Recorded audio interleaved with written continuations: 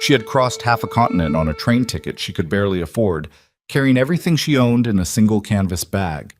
And the moment she stepped off that platform, the first thing she heard was a woman whisper to her husband, "What kind of decent woman travels alone?" Astrid Nyberg didn't answer. She picked up her bag, straightened her spine, and walked forward. She had not come to Dry Creek Crossing to be liked. She had come to survive. But survival, she would learn, costs more than anyone warns you. And sometimes the price isn't paid in money or sweat or cold. Sometimes it's paid in dignity, offered up piece by piece to people who were never worth the giving. If you want to see how far this story travels, watch until the end, leave a like, and drop the name of the city you're watching from in the comments. Let me see how far Astrid's journey reaches. The train didn't slow gradually. It lurched, shuddered, and ground to a stop the way tired things do when they've finally run out of patience. A long mechanical groan, a hiss of steam that swallowed the platform whole, and then silence. Astrid Nyberg sat with her canvas bag on her lap and didn't move for a moment. She had been on that train for 4 days. She smelled like coal smoke and dried sweat and the faint sourness of food eaten from a cloth wrap that had been folded and unfolded too many times. Her hair, which she'd pinned carefully at the start of the journey, had surrendered somewhere around the Kansas border.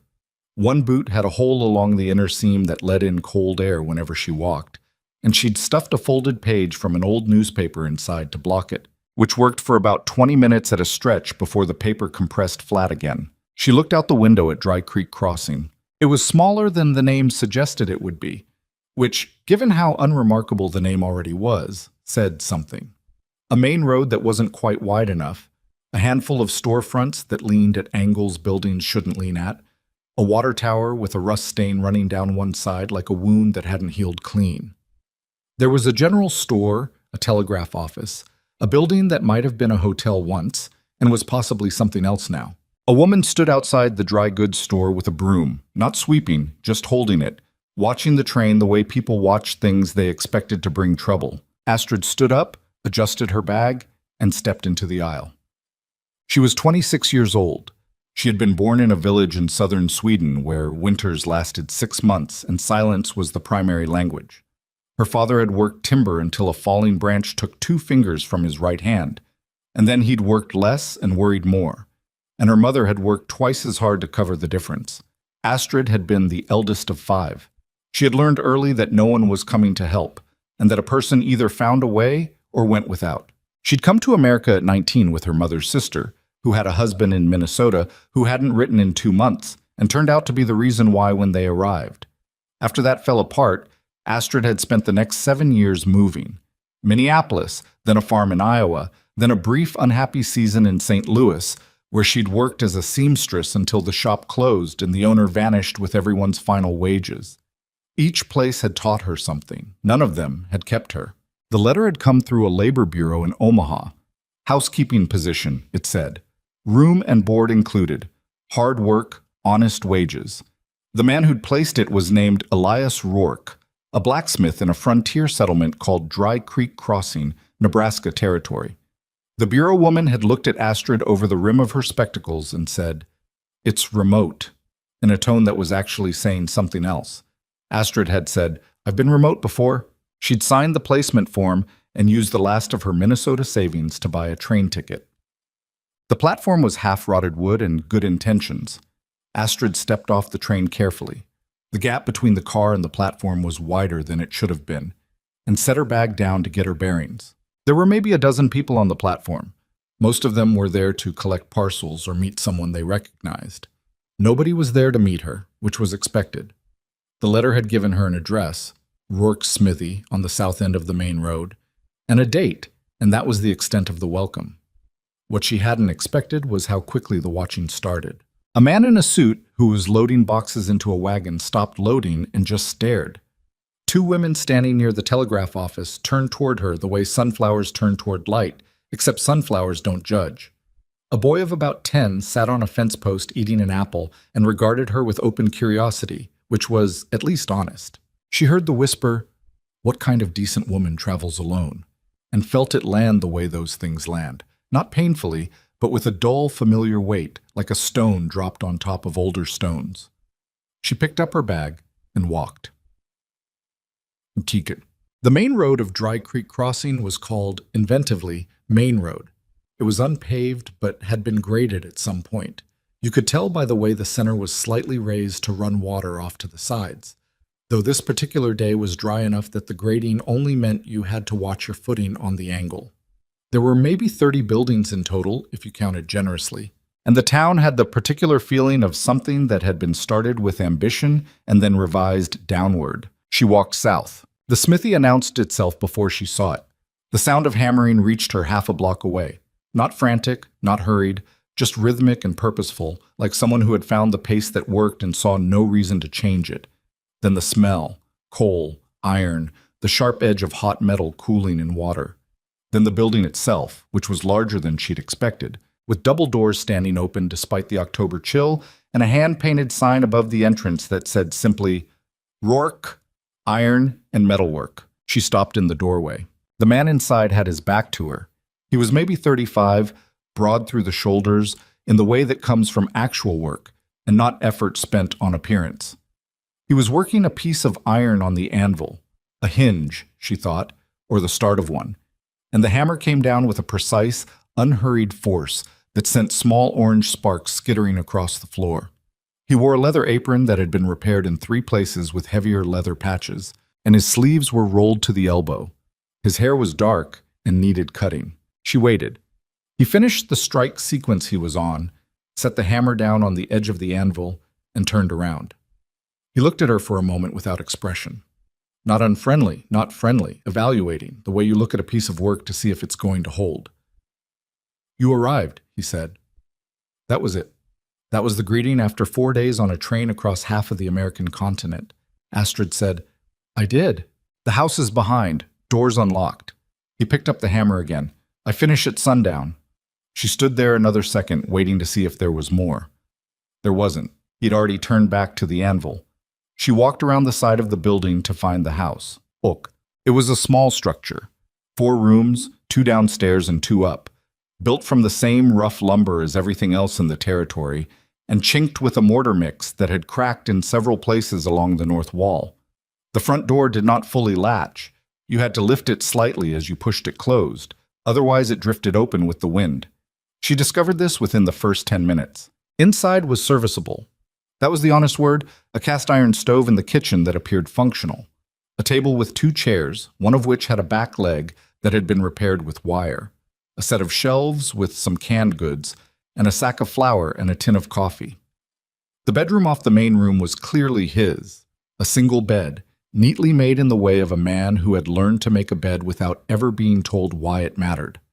Upstairs were 2 smaller rooms, neither furnished, one with a window that looked out over the road. The second room had a narrow cot in the corner, folded bedding on a shelf, and a nail on the wall for hanging clothes.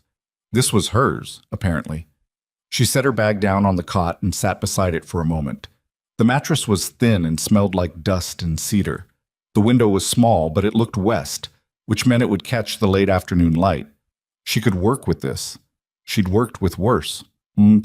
She found a broom in a closet off the kitchen, and she started there, because starting somewhere was the only way anything got done. The kitchen floor had a layer of grit that had been tracked in and ignored for what looked like most of a season. The shelves needed wiping down. The area around the stove had grease splatter that had been allowed to build up into a kind of geological record of meals past. She worked until the light went flat and gray through the windows, then lit the lamp on the table and kept going. Elias came in at what she estimated was close to sundown. She heard his boots on the step, the struggle with the door. He lifted it without thinking, which meant he'd been doing it so long it was automatic. And then he was standing in the kitchen doorway looking at her, and at the kitchen, which was a different kitchen than the one he'd left that morning. He didn't say anything at first. There's coffee, she said. I used your stores. I'll account for what I've taken. You don't need to account for it. I prefer to keep track. He looked at the stove. She'd made a simple soup from what she'd found. Dried beans, an onion, some salt pork that had been in the cold box. Nothing impressive. But it was food, and it was hot, and it was ready. He sat down at the table. She set a bowl in front of him and took the chair across with her own. They ate without talking for a while. You've done housekeeping before, he said. It wasn't quite a question. Among other things, the Bureau said you had experience with livestock. 2 years on a farm in Iowa. Dairy, mostly. Some chickens? He nodded. I don't keep animals here except a horse, but some of the ranchers I do work for, they bring animals in sometimes for shoeing or repairs to equipment. I'd need you to handle that when I'm busy at the forge. That's fine. Another silence. He ate with economy, not rushing, but not lingering either. The soup disappeared steadily. People will talk, he said, without looking up from the bowl, about you being here. People talked before I'd been off the train 5 minutes. He glanced up at that briefly. It won't affect the work, she said. No, he said. I didn't think it would. He finished the soup, pushed back from the table, stood up with the slight creak of a man who spent his days doing physical work and had started to feel it accumulating. There are more blankets in the chest at the foot of my bed. Take what you need. It gets cold here early. Thank you. He took his bowl to the dry sink and set it there, and then he went upstairs without another word. Astrid sat at the table in the lamplight for a few minutes after he was gone. Outside, the wind had come up, moving through the gaps in the chinking with a thin sound. The door drifted open a crack. She got up and closed it, lifting as she pushed, and then she went back to the table and sat down and thought about the 7 years it had taken her to get here and whether or not here was going to hold. She didn't know yet. But the soup had been eaten, the floor was clean, the lamp was burning. That was enough for tonight. She'd been in Dry Creek Crossing for 3 days before she understood the shape of the hostility. It wasn't like the hostility she'd encountered in other places, which tended to be blunt and quick. Someone saying something to your face, or refusing to serve you, or simply making the conditions of your welcome explicit. This was a frontier town, and frontier towns had their own social architecture, and the architecture here was built around certain assumptions about what a woman alone could want, and none of those assumptions were generous. She went to the general store on her second morning to buy supplies for the house. She'd made a list, kept it carefully, allocated amounts against the monthly wage Elias had agreed to. And the man behind the counter, whose name she'd later learn was Denton Marsh, looked at her list and then at her and said, "Rourke send you?" "I keep house for him, yes." Marsh looked at the list again. He didn't move to fill it. "And that's all you do?" She held his gaze. "That's all I do." He filled the order, but slowly and with a kind of deliberate disinterest that was its own comment. The woman who came in behind Astrid greeted Marsh warmly and was helped immediately, Astrid still standing there with half her list unfilled. She waited. She didn't say anything. She had learned in her years of being somewhere she wasn't entirely wanted, that some battles were not worth the cost of winning, and that patience was not the same as surrender. Marsh finished eventually. He quoted her a price that she was fairly certain was higher than the posted prices on the shelf, but she paid it without arguing, collected her goods, and left. She was going to need to know what things actually cost. The woman who told her was named Ruth Calloway. She was perhaps 55, compact and weather-burned, and she ran a small laundry operation out of the back of a building near the livery. Astrid had taken the household linens there on her 3rd day, and Ruth had looked at them, looked at Astrid, and said, "You're the Swede Rourke hired." Astrid Nyberg. Ruth Calloway. She took the linens. "Marsh charged you too much." Astrid stopped. "How do you know?" "Because Marsh charges everyone too much on their first visit and then backs off if they come back. He's testing whether you'll leave." Ruth bundled the linens with the efficiency of long practice. "You shouldn't have paid the first price." "I didn't know the right price." "No, that's the problem with arriving somewhere new." Ruth looked at her directly for the first time. A frank, appraising look that didn't have malice in it, just assessment. "The talk is already going. I expect you know." "I know." "It'll get louder before it stops." "It usually does." Ruth seemed to find something to appreciate in that. Not a smile exactly, but her expression shifted slightly, the way a door shifts when a latch releases. "Linens will be ready Friday. I'll hold them back if you're not here by noon. I don't have the room." "I'll be here." She was. By the end of her first week, Astrid had a clearer picture of Elias Rourke and the position she'd taken on. He was competent, more than competent. He was genuinely skilled, The kind of blacksmith who could look at a broken piece of equipment and understand its failure point immediately, who worked with an efficiency that came from years of doing one thing well. The forge was organized to a precision that the house had entirely lacked, which told her something about where his attention naturally went. He was also, she gathered, in a slow commercial decline. She saw it in the account book she found on the kitchen shelf. He kept it there, which surprised her, though perhaps nothing in a four-room house was truly private. The ledger was neat, careful, and telling. Over the past year, the number of paid accounts had dropped, while the number of work-performed entries had stayed roughly the same, which meant he was doing work he wasn't being paid for.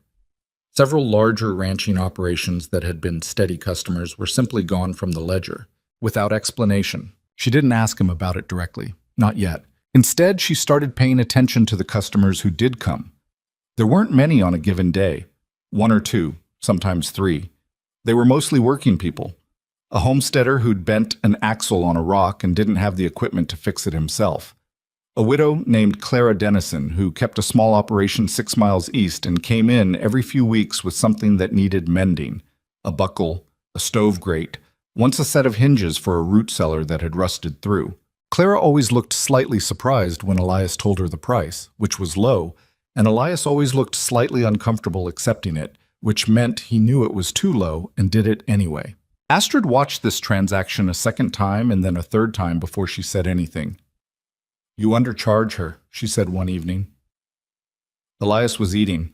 He stopped for a moment. "She's got nobody to help her with repairs. She has you. Charging her properly doesn't mean abandoning her." He looked at her for a moment. "What would you suggest? A fair price. Not charity, not gouging. A fair price. And if she can't make full payment in a week, she pays what she can and clears the rest over time." She paused.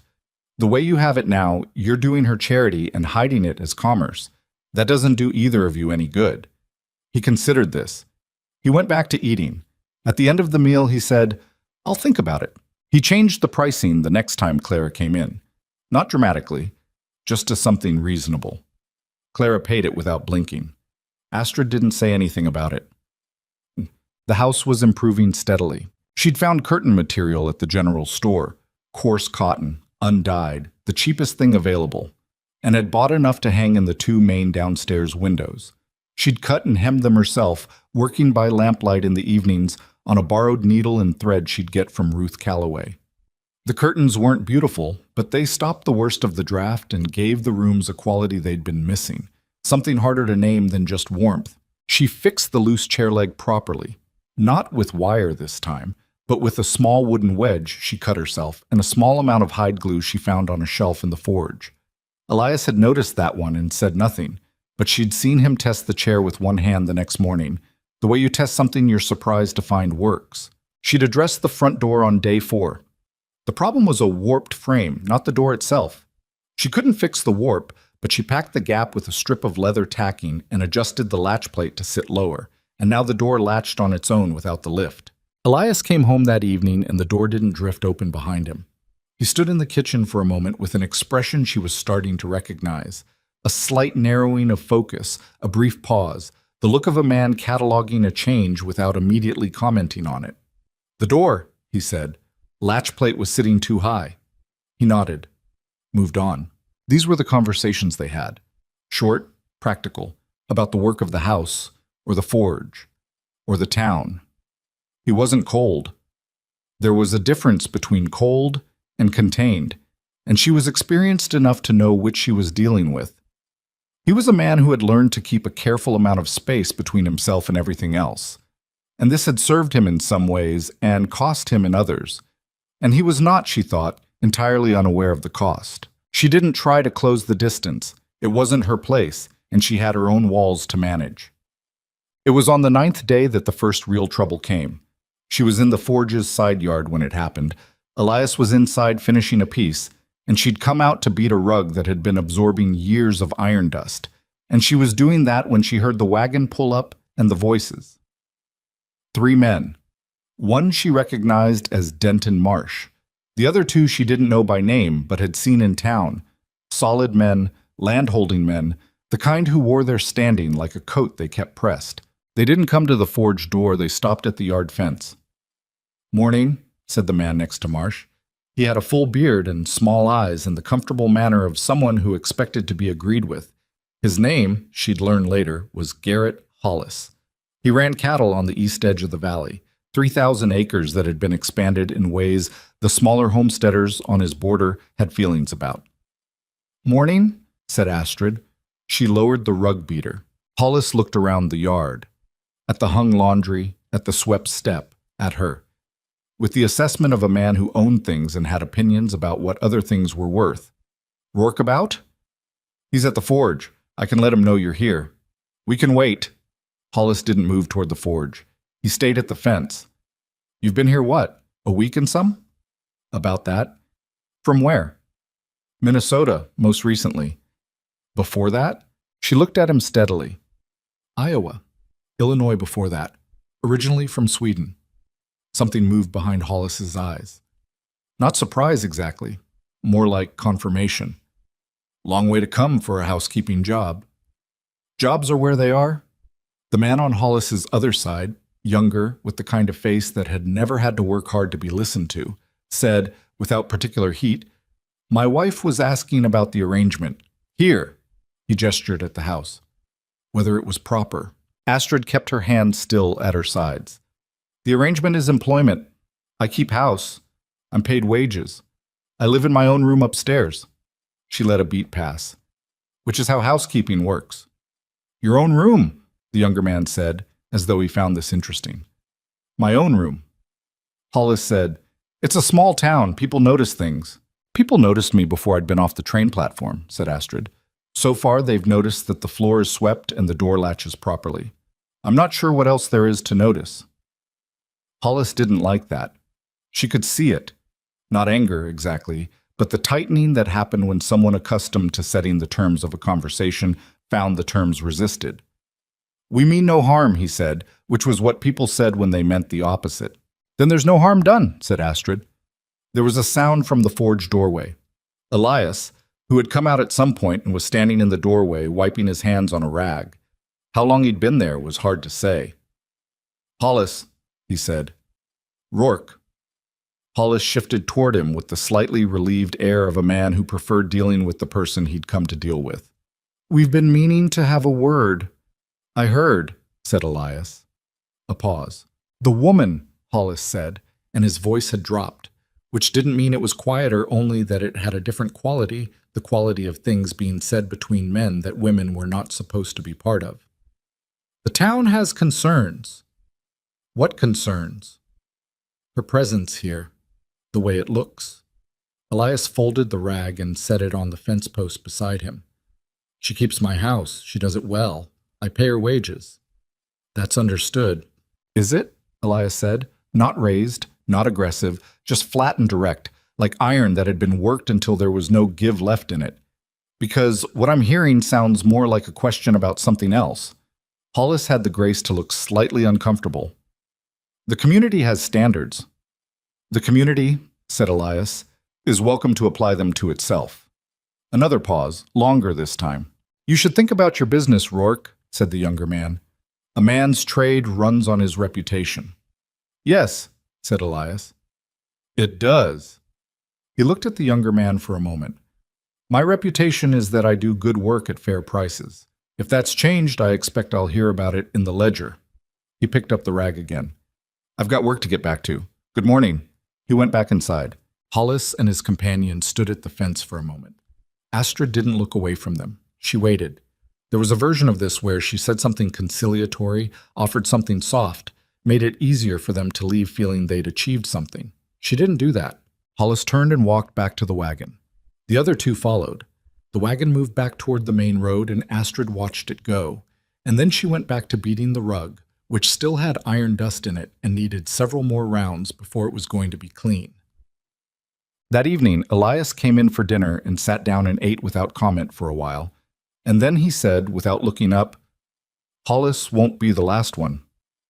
I know. It's likely to affect business before it helps it. I know. He ate. She ate.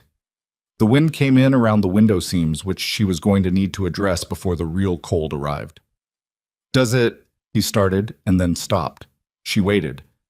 "Does it bother you," he said, "the way they talk?" She thought about this carefully because she didn't want to give him an easy answer that wasn't true, and she didn't want to give him a true answer that was harder than it needed to be. "It bothers me less than it would have 5 years ago," she said. "There was a time when it would have made me want to leave. I'd be unpacking and packing at the same time almost. One foot in a place and one foot already heading for the door. And now?" She was quiet for a moment. "Now I'm 30 years old in a few months, and I'm tired of leaving places before I know if they're worth staying in." She looked down at her bowl.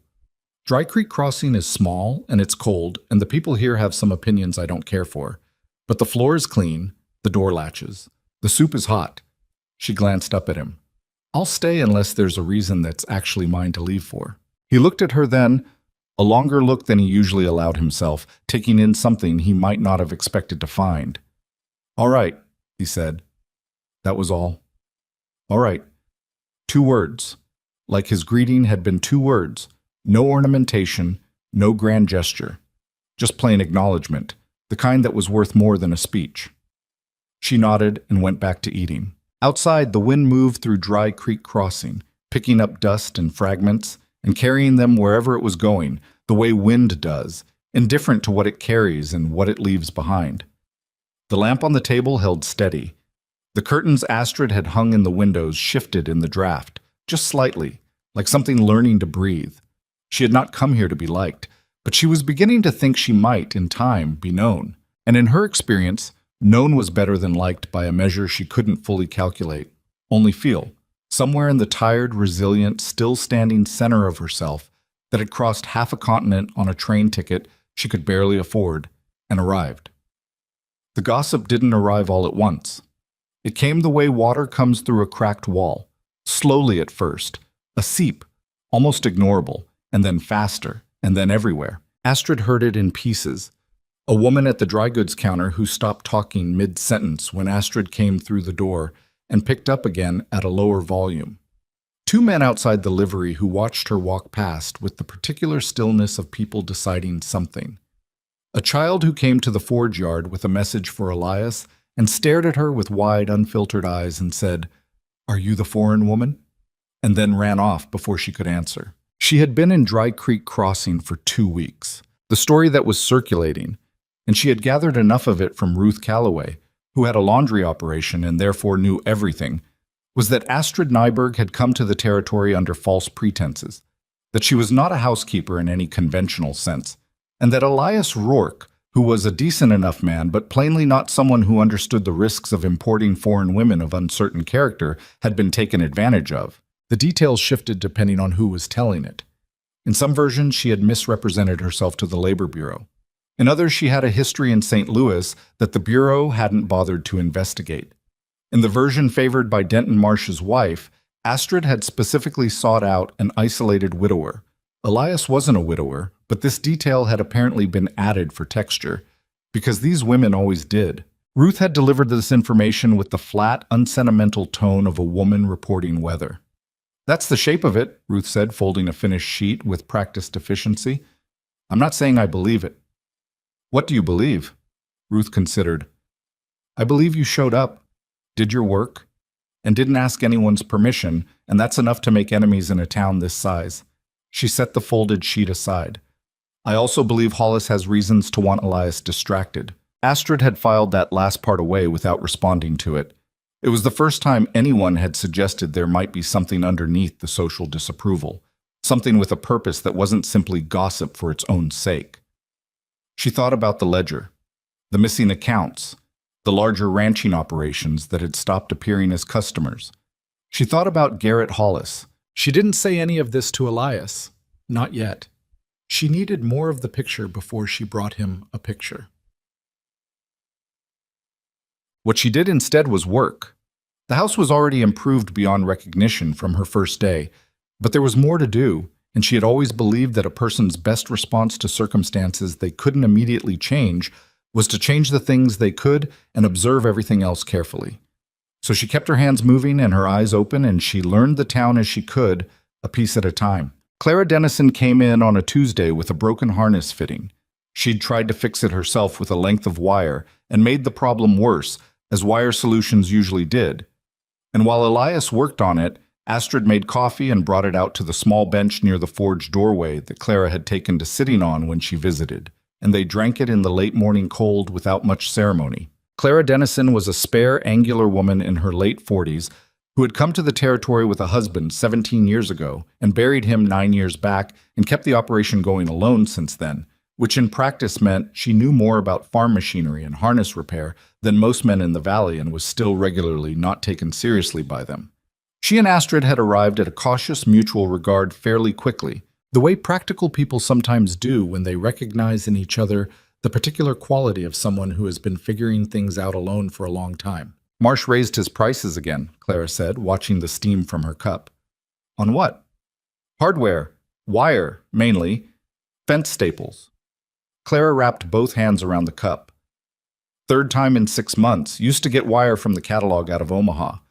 Marsh pushed the town council to add a surcharge on catalog orders coming through the post, said it was to cover handling, which is nonsense, but he had enough friends on the council to get it passed. Astrid set her own cup down. So people have to buy from him, or do without, or go to Callowell, which is 40 miles. Clara glanced over at the forge, where the sound of work had gone steady and rhythmic.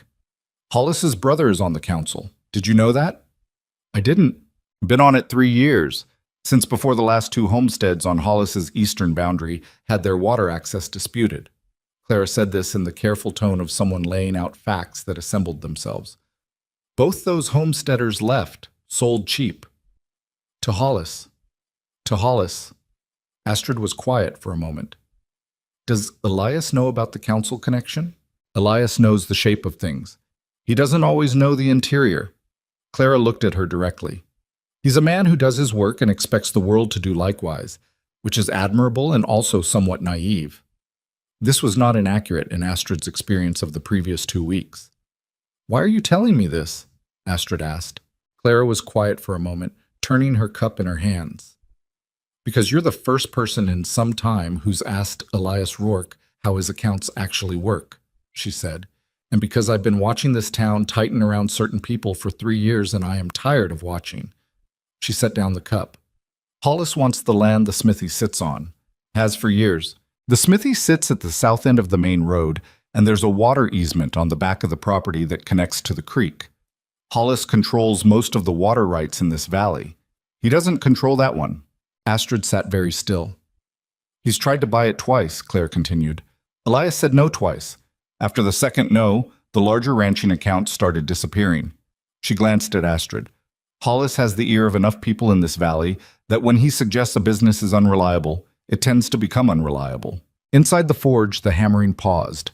Elias was saying something to the harness fitting, the way craftsmen sometimes talk to the work, low and under his breath. Then the hammer came down again. He's trying to starve him out, Astrid said, slowly. Clara stood, brushing her coat straight. The gossip about you is useful to Hollis because it gives the town something to be offended by. People who are offended are easier to organize.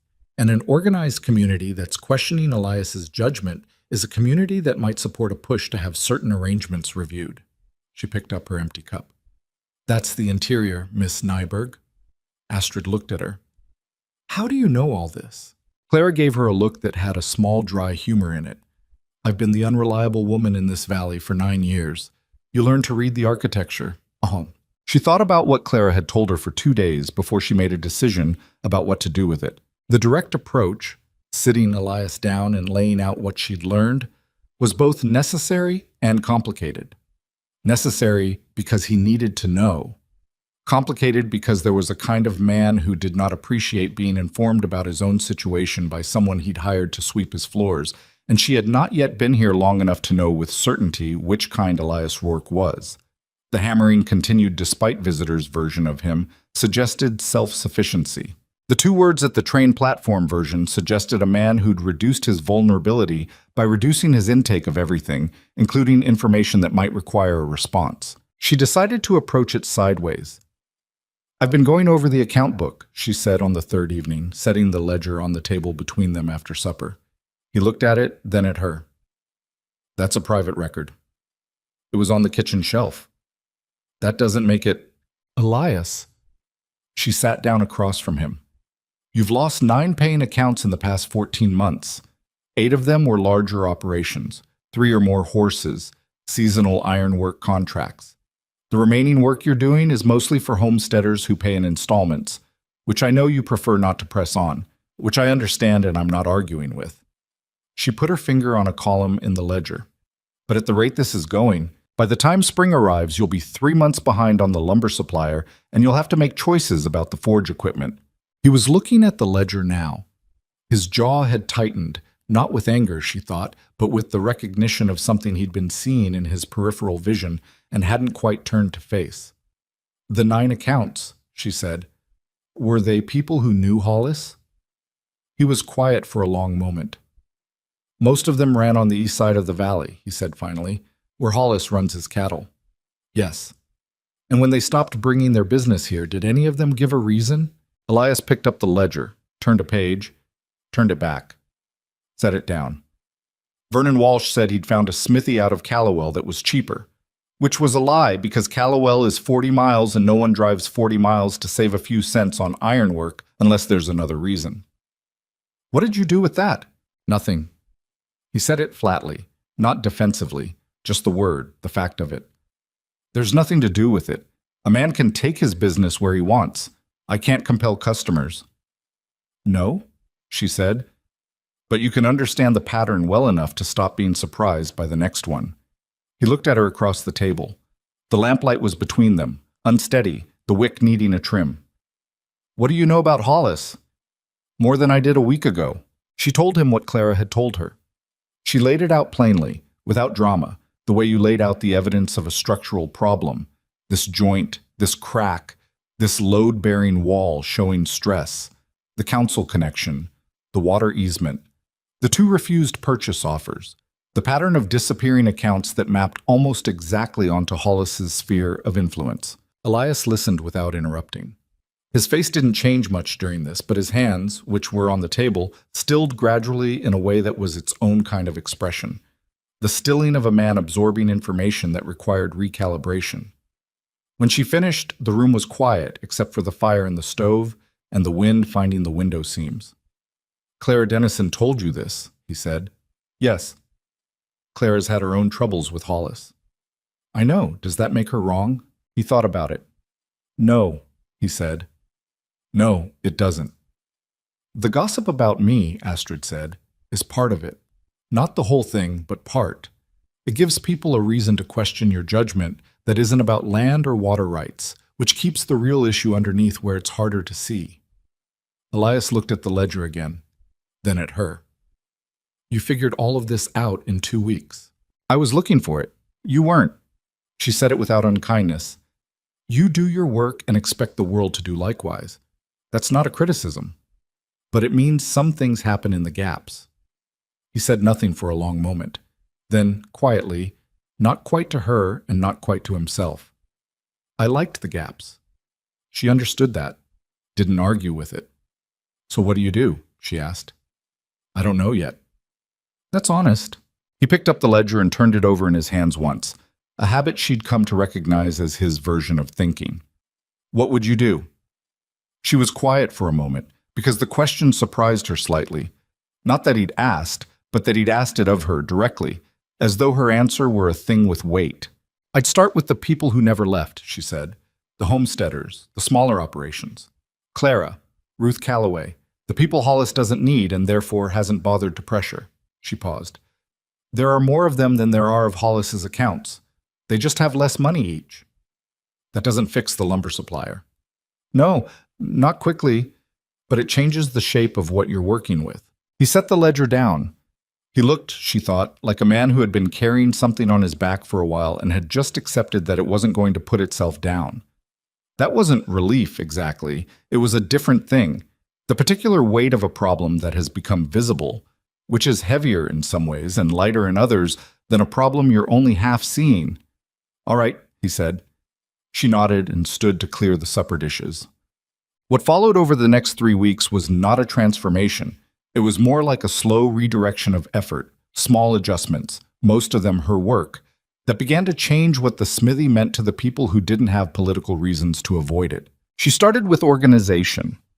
The forge's back room had been used as a general storage area for years, which meant that materials that were needed regularly were buried under things that were rarely needed, and Elias spent real time on any given day moving around his own space to find what he was after. She spent 2 days reorganizing it while Elias worked the forge, asking him questions through the doorway. Where does this go? When did you last use this? Is this worth keeping?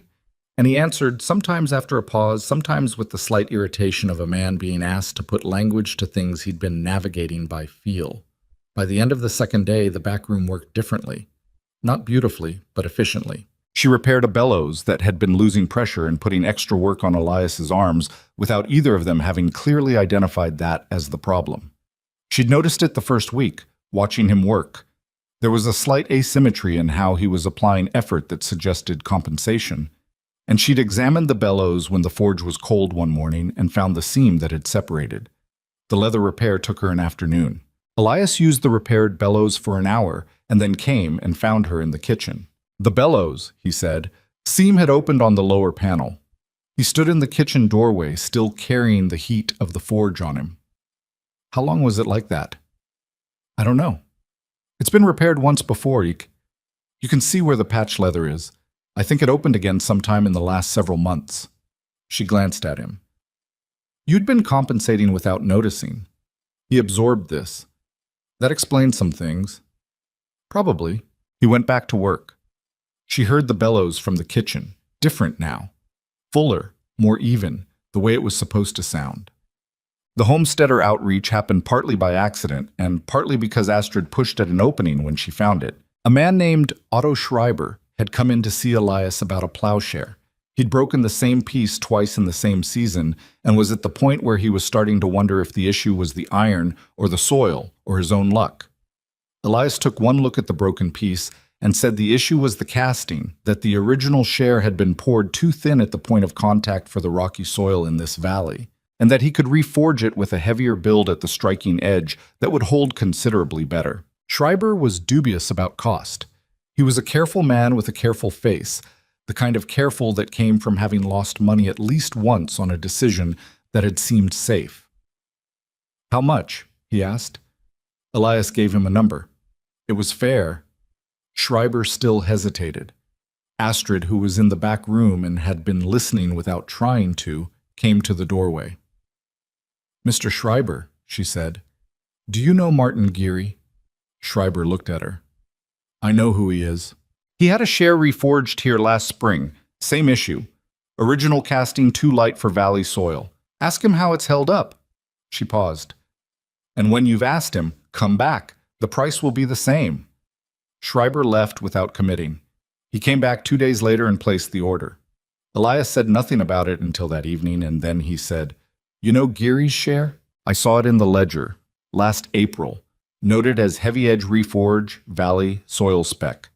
She set supper on the table. The work is there. People just don't know to look for it.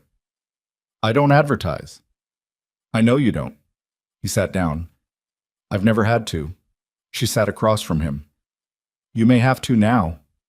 He ate for a moment, then, I don't know how to do that. I do, she said, if you'll let me. He looked at her for a long moment with that evaluating expression she'd come to recognize, measuring something. Then he said simply, All right. Bicham. So she began quietly to talk, not loudly, not like a campaign or a performance. She talked the way she did most things, directly, practically, without embellishment.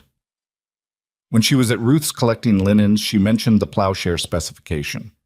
When Clara Dennison came to the forge, she made a point of showing her the reorganized supply room and explaining the bellows, repair, and the new pricing structure for installment accounts.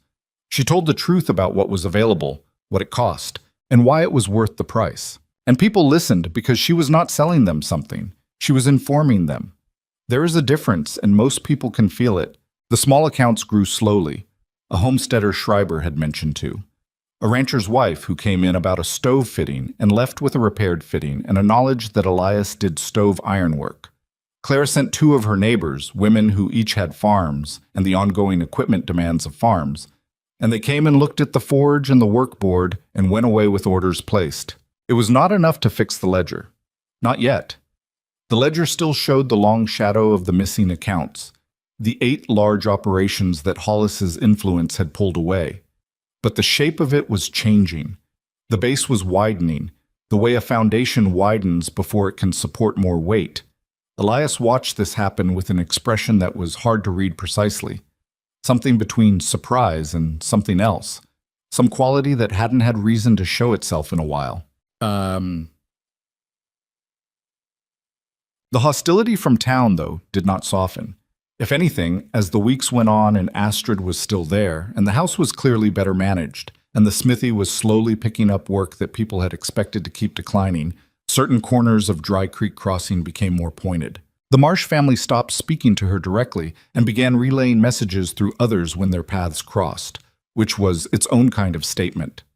The woman who ran the small boarding house, a Mrs. Gale, sharp-faced and protective of the town's moral accounting, had apparently made her views known to the Women's Social Committee, which meant there was now an organized body with an opinion about Astrid's presence, which was at least more efficient than scattered whispers. One afternoon in the general store, with 3 other women present, a woman named Patricia Hollis, the wife she was discovering, saw no need to pretend otherwise, said without addressing Astrid directly but very clearly at her, "A woman who can't account for herself to her own community has no place expecting that community's protection."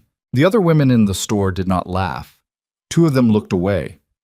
One of them, a younger woman, maybe 20, holding a bolt of fabric, looked at Astrid with an expression that was almost apologetic before she found somewhere else to look.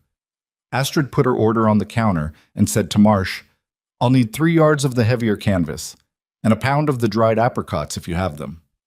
Marsh got the canvas.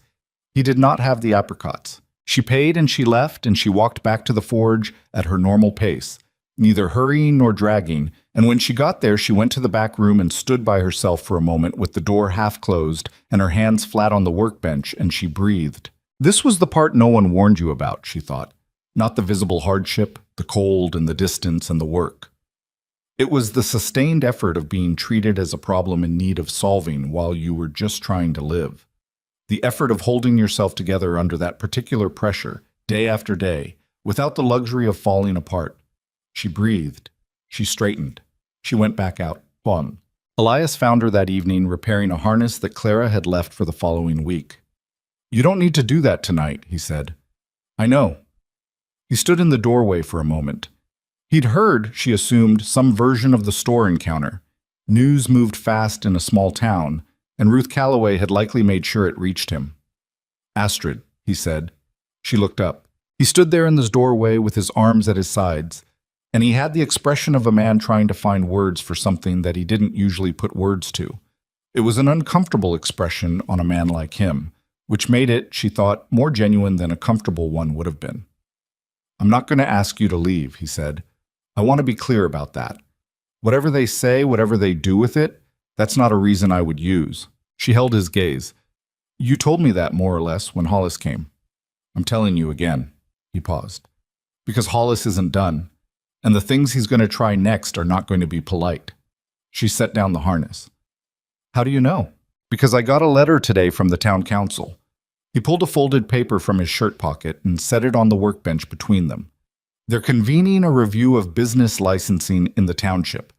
They want to examine whether certain operations are being conducted in a manner consistent with community standards." She looked at the letter without touching it. She understood what it was, a legal architecture being constructed around the same pressure that Hollis had already been applying socially. The social pressure hadn't moved Elias, so now it was going to be formalized. "His brother," she said. "His brother." She picked up the letter, read it, set it down. "What does the review mean practically? What can they do?" "Require inspections, impose conditions.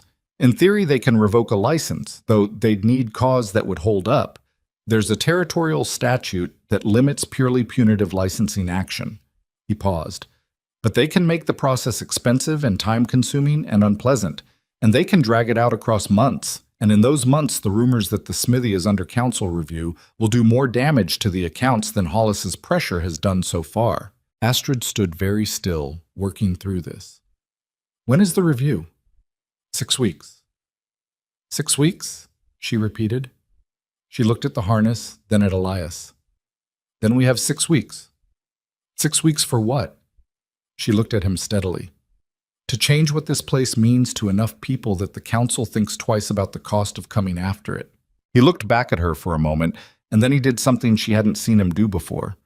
Something small, and not quite a smile, but in the same direction.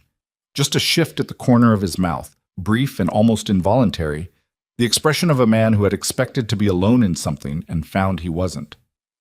You're serious, he said. When am I not? He picked up the letter and folded it and put it back in his pocket. 6 weeks, he said. All right. Outside, the October cold was sharpening toward something harder. The nights had begun to carry the edge that comes before the season truly turns.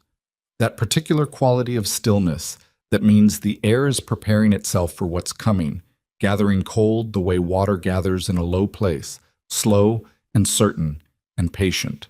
Neither of them knew, standing in the back room of a struggling forge in a small, hostile town, that they had far less than 6 weeks before the territory decided to resolve everything in a way nobody had planned for. The first snow came 11 days before the council review. It arrived without the warning the sky usually gave. No gradual graying, no particular smell on the wind the evening before. One morning, Astrid woke before dawn, and the light coming through the small west window had a different quality, flatter and more complete than starlight should be. And when she pressed her palm to the glass, it was cold, in a way that said something had changed overnight. She dressed and went downstairs and opened the front door. It swung clean and easy, the way it did now, and stood on the step looking at 6 inches of snow that had fallen in the dark while the town slept. It was early. Even for this territory, it was early. The first hard snow usually came in November.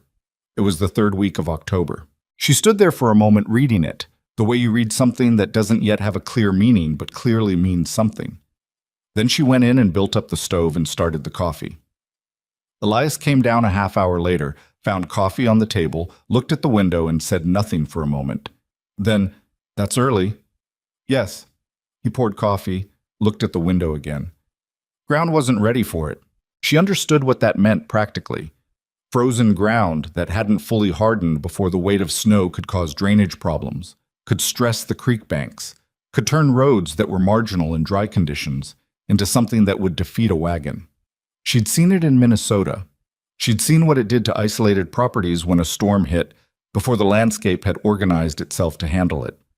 How far out do some of the homesteaders sit, she asked. Schreiber's 6 miles. The Geary family is closer to 8. There are 2 families on the North Ridge. The Hallets and a newer family, Peterson, been here less than a year, who are maybe 10 miles, and the road up there has a creek crossing that's not reliable in high water. She set down her cup. And this is just the first snow. Yes, he said. This is just the first. The first snow melted in 2 days, which felt like mercy and was actually a warning. It was the kind of false thaw that the territory occasionally offered in late October. A brief return of something almost mild, enough to make people exhale, enough to make them think the worst had been a preview and not a prologue. Astrid didn't exhale. She made a list. She did it methodically, the way she'd reorganized the supply room, working from what she knew and filling in gaps with questions she asked carefully and didn't make a production of asking. How much coal did the forge hold? How many blankets were in the house? What was the structural condition of the forge building, specifically the roof, specifically the north-facing sections where snow load would accumulate? She walked the forge roof herself on a dry afternoon, which required climbing a ladder that had a cracked rung. She weight-tested first and stepped past carefully, and she looked at the beam structure from the outside and noted 2 sections where the cross-beam joins had some give. She brought this to Elias that evening. The roof will hold normal load, he said. What about abnormal load? He was quiet for a moment. The northeast join has been on my list for a while. What does a while mean? A year, maybe. She looked at him. Not with accusation. She understood how a year passed when you were running a business alone and managing the ongoing work of survival. A thing that wasn't quite broken stayed on a list, while the things that were broken demanded immediate attention. That was just the arithmetic of a person running at capacity. I can help reinforce it, she said, if you tell me what to do. You don't need to. I've worked construction before. Not as a carpenter, but close enough. In Iowa, I helped frame a barn extension. She met his eyes. Tell me what to do. He told her what to do. They did it together over 2 evenings, Elias cutting the support pieces at the forge, and Astrid on the ladder working the bolt placements under his direction while he stabilized below. It was cold work and not elegant, but when it was done, the northeast join had stopped having give. She came down the ladder the second evening with her hands so cold she had to hold them over the forge for several minutes before she could properly close them. Elias watched her do this without comment, but she saw him set a pair of his heavier work gloves near the forge door before he went in for the night. She used them the following morning. The council review letter had not been the last correspondence. 2 more had come, one requesting Elias provide a full accounting of his business operations in writing by a date 10 days before the review, and one informing him that the review would be open to testimony from concerned community members, which was a formality that in practice meant Hollis would have an organized audience and Elias would have whatever showed up. Elias had read both letters at the kitchen table and set them in a pile with the first one and said nothing. Astrid had read them after him and thought about them for several days. She'd had conversations with Ruth and Clara and a few of the homesteader families who'd become steadier fixtures around the forge, and she'd assembled a picture of the council's composition that was not encouraging. 6 members, 2 of whom were directly connected to Hollis by business or family, 2 more who were not connected to Hollis, but who tended to follow the direction of whoever spoke most confidently, and 2 who might be genuinely independent if they felt the evidence warranted it. It was not impossible, but it required the right people to speak at the right moment, with enough weight behind them that the 2 independent members felt they had cover for a decision that went against Hollis. She'd been working on this quietly when the weather changed. The second storm came on a Thursday morning, and it was not the first snow. It was not a preview or a warning or a prologue. It was everything. The sky went the color of iron at dawn, and by mid-morning the wind had come up from the northwest with a sustained force that made the forge shudder in a way the reinforced roof now handled, but only just. The snow came horizontally, not falling so much as driving, the kind of snow that had velocity behind it and meant every gap in every structure. The temperature dropped through the morning and kept dropping, and by midday Dry Creek Crossing had become a white erasure of itself, the main road invisible, the buildings reduced to shapes that were only guessable if you already knew where they stood. Elias came in from his forge at noon with his beard carrying ice and his face the color of worked leather. He stood in the kitchen and said quietly, "The North Ridge Road will be gone." Astrid was already standing. She'd been standing since mid-morning, watching the storm build from the kitchen window, running calculations. "The Peterson family," she said. "They've only been here a year. Do they know what to do in this?" "I don't know. The creek crossing on the Ridge Road. How high does it run in a storm like this?" "High enough." He sat down heavily. "There's also a family called Brennan, about 4 miles west that I did work for last month. First-year homesteaders. Wife is... She was near her time last I knew." Astrid stood very still. Near her time. 7, 8 months when they came in. That was 3 weeks ago. She turned to the window. The storm was not easing. If anything, the sound of it was increasing, a sustained howl that had settled into permanence, the way serious storms did when they were not a weather event, but a condition. This was not going to end this afternoon. This was going to go on. "How many wagons do you have?" she said. He looked at her. 2. The supply wagon and the flatbed. "Do both teams have heavy harness?" "Yes, but..." "Are they shod for this? Ice shoes?" "The grays are, not the bays." "Can you shoe the bays today?" He stared at her for a moment. "Astrid, the road..." "I know what the road is." She turned to face him fully. "I know what the road is, and I know what happens to a woman in labor who can't get help in temperatures like this.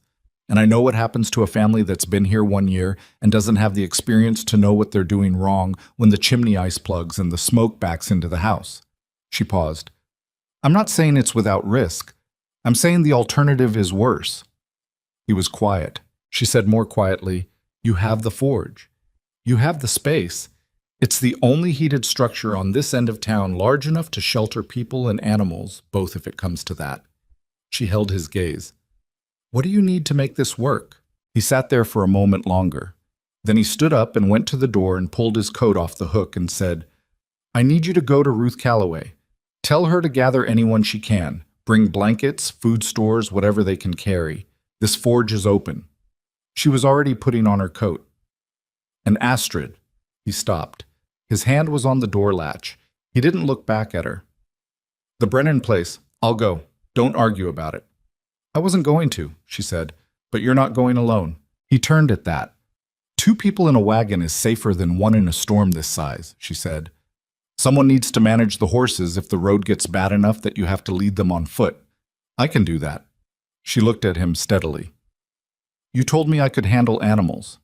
He held her gaze for a moment, and she saw the precise point at which the argument he was about to make gave way to the arithmetic of the situation.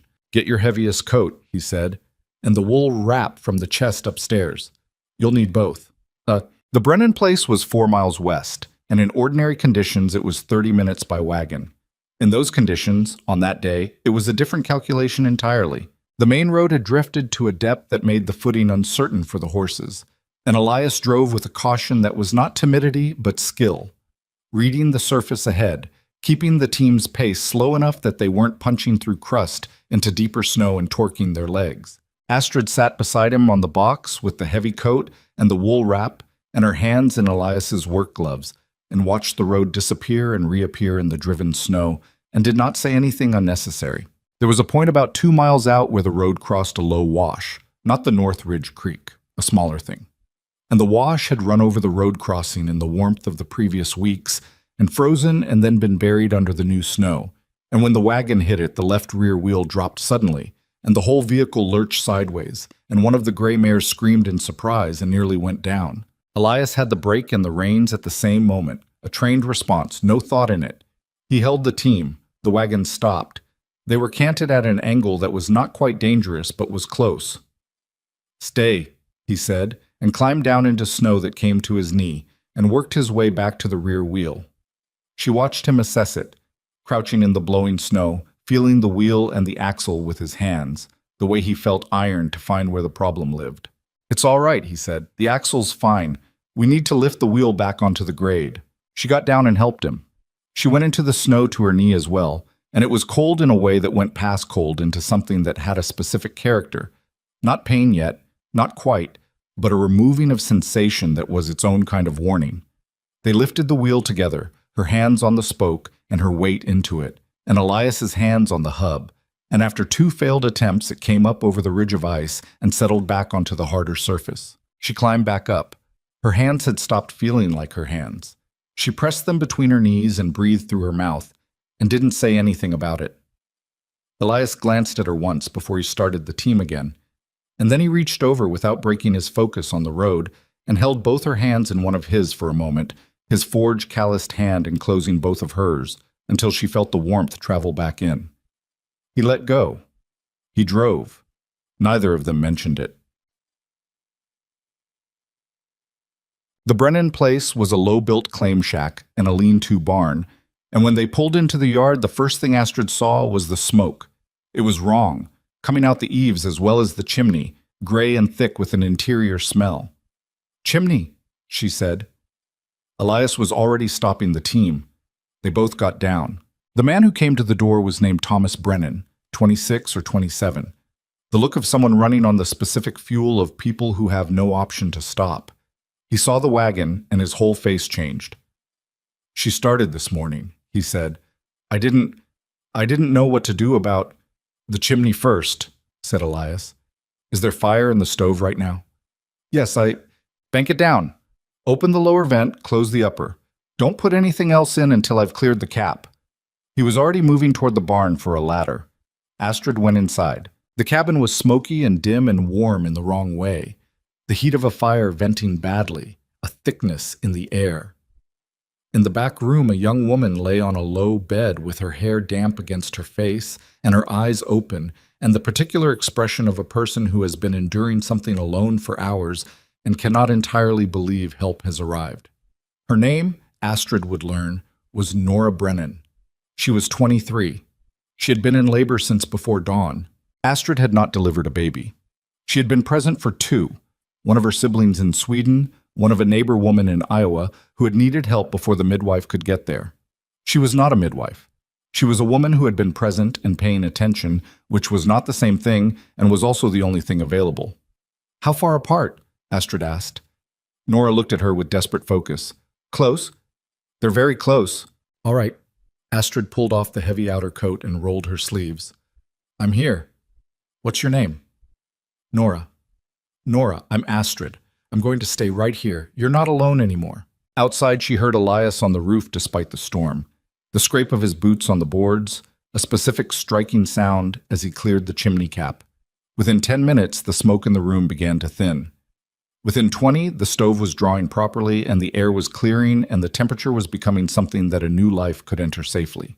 It took another hour, and it was not smooth or easy or the way any of them would have chosen, but at the end of it, there was a child in the world who had not been there before, and Nora Brennan was exhausted and shaking and alive, and Thomas Brennan sat in the doorway with his face in his hands, making sounds that weren't quite crying and weren't quite anything else. Astrid cleaned her hands in the basin and looked at the child. A boy, apparently healthy, furious at the cold, making his opinion of the situation clearly known, and felt something move through her that was too complicated to put a name to. Not joy exactly. Something older and more specific. The particular weight of a moment that is held against the weight of everything that could have gone wrong. She wrapped the child properly and put him in Nora's arms, and then she went to the outer room to find Elias. He was at the stove warming his hands. He'd come down from the roof sometime in the last hour, and she hadn't heard him come in. He looked at her face when she came through the door. "All right," he said. "Boy," she said. "Both of them all right." He let out a breath slowly. The kind of breath that has been held a long time without the person noticing they were holding it. "The storm's not breaking," he said, after a moment. "No. We need to get back and get the wagon out again. Schreiber, the Hallets—" "I know." She pulled on the heavy coat. Her hands were working again, not comfortably, but working. "Thomas can manage here for tonight if we stack the firewood inside and clear the path to the barn. He needs to know about the chimney cap. Show him how to check it before the next storm." "I'll show him. And we should take them blankets. We have the spare in the wagon." He nodded. He was already moving, the way he moved at the forge when he'd identified the next step and was executing it. Not fast, but purposeful, no wasted motion. She matched him. No. They were back in Dry Creek Crossing by late afternoon, and what they came back to was different from what they'd left. Ruth Calloway had done what Ruth Calloway did when given a direction and a reason. She'd moved through the town with the efficiency of a woman who had been the operational backbone of several things for years and never received credit for it, and she had organized. The forge was open. There were 7 families there when Elias and Astrid arrived back, having come in from homesteads within 4 miles who'd seen the storm's severity and made for town, and more were coming.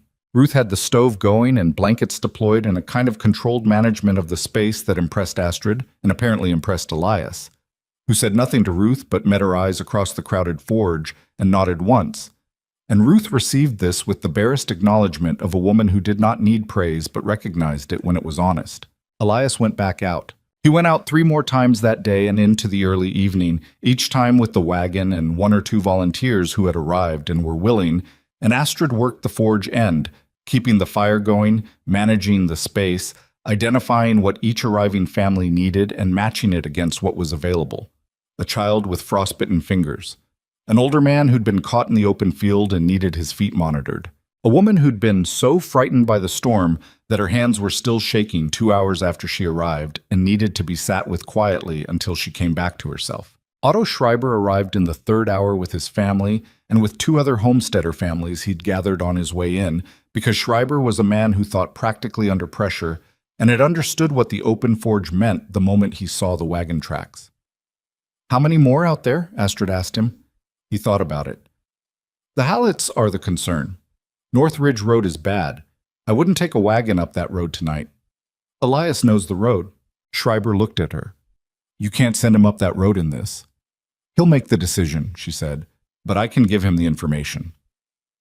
When Elias came back from the 3rd run, cold through, She told him about the Hallets. She watched him think about the Northridge Road the way she'd watched him think about the broken axle in the wash. Hands still, eyes slightly unfocused, working through the variables. "I know that road," he said. "I know you know it. It's going to be bad. I know." He looked at her for a moment. "The creek crossing will be running fast." "Yes." Another moment. She didn't feel it. She'd learned in the past weeks when to leave him room to reach a conclusion and when to push, and this was a leaving room moment. "I need Schreiber," he said finally. "He's handled that creek before. And the Peterson boy, the older one, he's strong. I'll get them." She got them. Elias briefed them at the forge door with the wind still going beyond it. His voice was flat and specific, and he did not dramatize the risk, but he named it clearly. The crossing was going to be high, the road was going to be bad. Anyone who went needed to understand that and make a free decision. Schreiber said, "The Hallets have 3 children. Peterson's older son, who was 17 and built like his father, said, 'I'm going.' They went. Chum. Astrid ran the forge through the night. She did not sleep. She didn't make a point of this or a virtue of it. She simply did not sleep because the work required not sleeping, and that was the whole of the calculation. The fire needed managing. The families needed managing. The ongoing minor emergencies of 23 people crowded into a forge in a blizzard needed managing. A baby cried. An argument started between 2 men who were frightened and therefore angry and needed separating before it became something worse. The firewood supply needed counting and rationing against the uncertain duration of the storm. Ruth worked beside her, and at some point Clara Dennison arrived.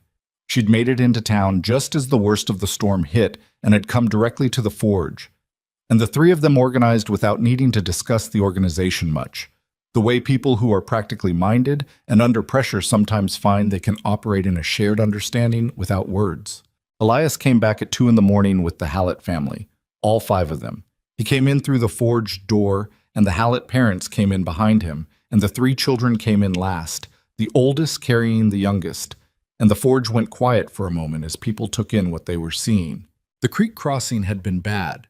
You could read it on Elias, on Schreiber, and the Peterson boy, too, who came in behind the family with the particular look of people who had done something that the distance between safety and not safety had been narrower than any of them would have preferred. Nobody said what it had been like on the Ridge Road. Some things get said later, if at all. Elias stood inside the forge door, and Astrid brought him hot coffee in a tin cup, and he stood there drinking it for a long moment, while the organized warmth and noise of the forge surrounded him, and she stood near him without saying anything, and at some point he said, without looking at her, "Your idea." "What?" "This." He gestured slightly at the forge full of people, at the blankets and the fire and the children asleep in the hay near the horses, and the 2 men who'd been arguing now sitting together eating something Ruth had found to make, their earlier hostility dissolved by the simple continued presence of each other in a difficult place. "Keeping the forge open, the wagons out, you thought of it. You did the hard part." "I did the physical part," he said.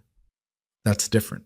She looked at him then, actually looked at him, the way she hadn't let herself do much, the way that felt like it carried a risk she hadn't been ready to name. He looked back. He had a cut above his left eyebrow where something had caught him on the Ridge Road. The blood had dried, and she hadn't mentioned it, and he probably didn't know it was there. He looked exhausted in a way that went past tired into something close to transparent, the way extreme effort sometimes stripped away the surfaces people maintained and left what was underneath, exposed and unguarded. What was underneath, she thought, was not what she'd expected when she stepped off that train 4 weeks ago into a stranger's forge. She reached up and touched the cut above his eyebrow with 2 fingers, briefly, to check if it needed attention. "It's fine," he said. "I know," she said. "I was checking." She took her hand back. They stood in the forge with 23 people sleeping and breathing around them in the firelight, and the storm was still going outside, and neither of them moved. Not yet. But the distance between them had changed. It had been changing for weeks, a degree at a time, like the slow bending of iron under sustained heat, not breaking, not sudden, just the material becoming something new under forces it hadn't known it could withstand. Outside, the blizzard kept working. Inside, the forge held. The storm broke on the 2nd day. Not gently. It didn't taper or ease. It simply stopped, the way a held breath is released, and what was left behind was a silence so complete it had a physical weight to it. The wind was gone. The snow had settled into a stillness that made the world look like it had been put under glass. The temperature had dropped another 10 degrees overnight, which meant the snow wasn't going anywhere, which meant the roads were going to be a problem for days, possibly a week. The forge was still full of people at dawn. Astrid had slept for perhaps 3 hours on a folded horse blanket in the corner nearest the stove, and she woke with the particular clarity that comes from insufficient sleep. Edges too sharp, the world slightly overexposed, the body running on something that wasn't quite energy, but was a reasonable imitation of it. She sat up and looked at the forge. 21 people. The Brennan family had stayed at their claim. Thomas had the firewood, the chimney was drawing, and Nora couldn't be moved. But everyone else was here. Families she recognized and some she barely knew, children still asleep on hay and blankets, a few adults sitting up and talking quietly near the second fire that Elias had lit in the secondary forge pit during the night to manage the heat load. Ruth was already awake and moving, which surprised no one. "Coffee's on," Ruth said, without looking up from the pot she was managing. "For whatever that's worth with the grounds I've been stretching." "It's worth something," Astrid said. She stood up and her back registered its opinion of the horse blanket, and she pressed her hand against the soreness for a moment and then let it go and moved to find out what needed doing. What needed doing was everything, in the particular way that the aftermath of a crisis is often harder than the crisis itself. The crisis had a shape, an urgency, a clear directive. The aftermath was a sprawl of accumulated needs that didn't have a single answer. The privy situation, which had been managed through the night with improvised arrangements in the back of the forge yard, needed an actual solution now that people were going to be on their feet and present.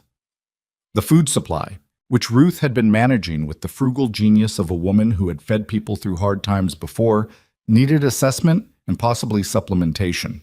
Families needed to know when they could get home, which required someone to walk the main road and evaluate conditions, which required someone to walk the main road in knee-deep snow at below freezing temperatures. Astrid volunteered for the road and did it while Elias was still asleep, or what passed for asleep, which was him on his back on a hay bale, with his coat over him and his arms folded, breathing with the depth of a man who had pushed himself to a physiological limit and been claimed by unconsciousness rather than choosing it. She looked at him for a moment before she went out, at the cut above his eyebrow that she'd checked the night before, and that had closed and dried properly, at the specific quality of stillness on a working man's face when the work was briefly interrupted. She went out. The road was bad, not impossible. She'd seen worse in Minnesota after a heavy February, but bad in the way that required judgment.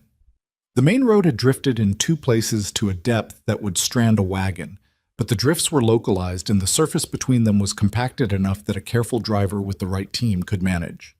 The North Ridge Road was a different matter. She walked half a mile toward it before the footing became something she wasn't willing to test further and turned back, which told her what she needed to know. The Hallett family and the Petersons who'd been brought in last night were staying in town for at least another day. Elias was up when she got back, and the forge was louder. People moving, children awake. The ordinary noise of humans in an enclosed space that was now past the point of being manageable as a temporary emergency and was becoming a sustained situation with its own demands. She reported what she'd found. "The main road can be opened," she said. "If 2 or 3 men clear the drift points, the families within 4 miles can get home by midday. The Ridge Road is another day at minimum." He nodded. He had coffee. He looked like he'd shaved, which she found she noticed. "I'll organize the clearing crews. Schreiber and the Peterson boy are already talking about it. I think they're waiting for you to confirm." He went to find them. The clearing took the whole morning, not because the work was beyond them, but because the work was actual work, heavy, cold, sustained, and the men doing it were coming off 2 days of crisis and were not fresh. They did it anyway. Schreiber worked with a mechanical persistence that she'd come to recognize as his primary quality, steady and unhurried and effective. The Peterson boy had the energy of 17 and a willingness to take the heavy end of everything that the older men allowed without comment. Elias directed and worked alongside, and by noon the main road had 2 cleared corridors that a wagon could move through with care. Families started going home. It was not a triumphant departure. It was cold, and the light was flat, and the road was still difficult, and most people were tired and relieved in the specific way that combines those two things into something that looks mostly like exhaustion. They loaded their wagons and loaded their children and said brief things to each other and to Elias and to Astrid and left. Otto Schreiber was one of the last to go. He stopped in the forge doorway while his family was loading the wagon and looked at Astrid with that same careful, appraising face he had had when she'd mentioned Martin Geary's plowshare. "My wife," he said, "wants you to know that you're welcome at our table. Any time." It was a short sentence. From Otto Schreiber, who used words with the same economy he used everything else, it was not a short thing. "Thank you," Astrid said. "She also wants you to know—" He paused, adjusted his hat. She was at the general store when Patricia Hollis said what she said. She didn't speak up at the time. She wanted me to tell you she knows that. Astrid was quiet for a moment. "Tell her it's all right." "She knows it's not all right," Schreiber said, "but she appreciates you saying so." He nodded once and went to his wagon. The council review was in 4 days. With the storm, Astrid had half expected the review to be postponed. Surely the council had more pressing matters. Surely the logistics of assembling people in the aftermath of a blizzard that had required emergency operations would make a routine business review seem poorly timed. She had thought this, and then she had thought about Garrett Hollis, and she had understood that poorly timed was not a concept that would register as a problem for a man who had been engineering a result for months. The review notice had not been rescinded. She sat down with Elias the evening after the families left, at their kitchen table, with the account ledger and the council letters and a piece of paper she'd been using to make notes. The house was very quiet after 2 days of the forge full of people. The fire in the stove was the only sound. "Who will speak for Hollis at the review?" she asked. Elias thought about it. "Marsh, probably. Maybe 2 or 3 of the ranching men who've been avoiding the forge." "And for you?" "I don't know that anyone was planning to." She looked at her notes. "Schreiber will. I'm going to ask him, and I think he'll say yes." "You don't need to." "Clara will also speak. She told me a week ago that she wanted to, if it came to it." She met his eyes. "It's coming to it, Elias." He didn't argue. He looked at the table instead, at the ledger and the letters, and she could see him working through something. Not the logistics of the review, which he'd been turning over for weeks, but something else. "The account book," he said slowly. "The one I showed Walsh and 2 of the other ranchers when they came last spring with concerns about my reliability. The one that showed I'd been carrying their accounts in good standing for years." He paused. "Hollis saw that book." She stilled. "What?" "Walsh brought Hollis along to that meeting. I didn't think anything of it at the time, but Hollis sat right there at that table and he looked at that ledger for 10 minutes while I was talking to Walsh. He looked up at her. He saw which accounts I had. He saw what the water easement property was worth to my operation." She thought about this. "So he knew exactly what he was targeting when he started pulling the ranching accounts. He knew everything." Elias's voice was flat with a particular kind of anger.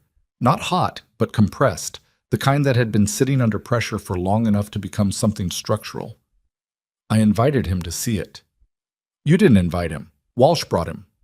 I let him sit at my table and read my business." "Elias." She waited until he looked at her. "You trusted a man who was operating in bad faith. That is the thing he did, not the thing you did." She held his gaze. "You can be angry about it, but don't make it your failure." He was quiet for a long moment. The stove ticked. The window had frosted over on the inside at the corners, small crystalline patterns spreading from the edges of the glass. "There were 12 families in this forge," he said finally. 21 people. 3 of them children. If the forge hadn't been open, he stopped. "The Brennan baby." "Yes?" He sat with that for a moment. "You knew there was going to be a storm." "I knew the first snow was too early, and I knew what early snow meant for the families who were most isolated." She paused. "I didn't know it was going to be that bad." "Nobody knew it was going to be that bad." "No." Another silence. He turned the ledger over in his hands. That thinking habit, the physical object as a focus for internal work. "The council," he said. "What do you think they'll do?" She considered the honest answer. I think Hollis came into this review expecting a community that was divided on you. Divided people don't push back hard against an organized pressure. She set down her pen. I think the storm changed the constituency. She watched his face. The families who sheltered here, they're not divided on you anymore. He absorbed this. They were never really against me to begin with. No, but they were quiet. Quiet looks the same as opposition when the other side is loud. She folded her hands on the table. They won't be quiet now. Gut. The 3 days before the review moved with the strange, compressed quality of days that have too much in them. The road clearing continued, the town returning to itself slowly, and with the deliberateness of a place reclaiming its shape after a disruption. Businesses reopened. The general store was full the day after the storm, people restocking, and Astrid went in for supplies, and Denton Marsh served her without commentary and at the correct prices, which was not an apology but was a different thing than what had come before. Patricia Hollis was not in the store. Ruth told her, without being asked, that Patricia Hollis had been among the families who had not sheltered at the forge, that the Hollis household was large and had its own resources, and had, as far as anyone could tell, managed the storm without community assistance, which was both a function of their circumstances and consistent with their general posture toward the community, which was that of people who were part of it only when the terms were on their own definition. How is Garrett Hollis taking the forge situation? Astrid asked. Ruth handed her the finished linens. She'd come to collect them, this being Friday. Taking it the way men like Hollis take anything that doesn't go the way they planned, Ruth said, quietly and with adjustments. What kind of adjustments? He's been talking to the 2 council members he doesn't already have. Ruth kept her voice even, informational. Reminding them of certain things, favors owed maybe, or concerns he can raise about their own situations if they're not cooperative. She paused. That's a guess, but it's an educated one. Astrid thought about the 2 independent council members, a man named Aldous Webb, who ran a small lumber operation, and a woman named Helen Garrity, who was the only female member of the council and had been appointed rather than elected after the previous member's death, and whose position on the council was, as far as Astrid could determine, tolerated rather than welcomed by the majority of her colleagues. She'd spoken to Helen Garrity once, briefly, at Ruth's laundry, a tall woman in her mid-50s with careful eyes and the deliberate speech of someone who had learned to choose words precisely because imprecision had cost her at some point. Helen had not said much on that occasion, but she'd asked Astrid one question. How long have you been in the territory? And when Astrid had said just over a month, Helen had nodded in a way that wasn't dismissive but was calculating something. Astrid went to see her the day before the review. Helen Garrity's house was on the east edge of town, a well-maintained property that sat at the end of a road that bore slight evidence of having once been planned as a longer street before the town's growth had stopped and reconsidered. Astrid knocked on the door and was let in, and sat in a front room that had books on 2 walls and a fire going, and the general quality of a space organized by someone who valued order, not for its own sake, but because order was what made room for thought. Miss Nyberg, said Helen. She sat across from Astrid with her hands in her lap, waiting. You know why I'm here, Astrid said. I have a guess. I'm not going to ask you to vote a particular way. I don't think that's my place, and I don't think it would work with you regardless. Helen's expression shifted very slightly, possibly appreciation. What are you going to ask? I'm going to ask you to listen tomorrow to who speaks and what they say, not what they say about me. That's not the issue. What they say about the forge, and about what happened during the storm, and about what Elias Rourke's operation has meant to the people who depend on it. She paused. And I'm going to ask you to consider what it means that this review is happening 10 days after a blizzard that would have killed at least 3 people without that forge open and those wagons moving. Helen was quiet for a moment. That's not a small ask. No. Hollis has been on this council's side of things for a long time. I know. He has specific arrangements with Aldous Webb that I'm not in a position to detail. I understand. Helen looked at her steadily. What you're asking me to do has a cost, not a physical one, social one. In a community this size, social costs are real costs. Yes, Astrid said, I know that too. She held the older woman's gaze. I'm not asking you to be brave for my sake. I'm asking you to consider whether the community this review is supposed to protect looks more like the families in that forge during the storm, or more like the man who called the review." Silence. Outside, a dog moved through the snow somewhere on the east road, its steps muffled, and a child called for it, and the ordinary afternoon sounds of a town rebuilding itself after crisis came through the walls. "I'll listen," Helen Garrity said. "That's what I can promise." It was not a commitment. Astrid understood that. She stood up and thanked Helen and left. The review was held in the town hall, which was a larger version of the same rough lumber as everything else in the territory, with a wood floor and a raised platform at one end where the council sat, and a row of chairs facing them, and a general standing area behind.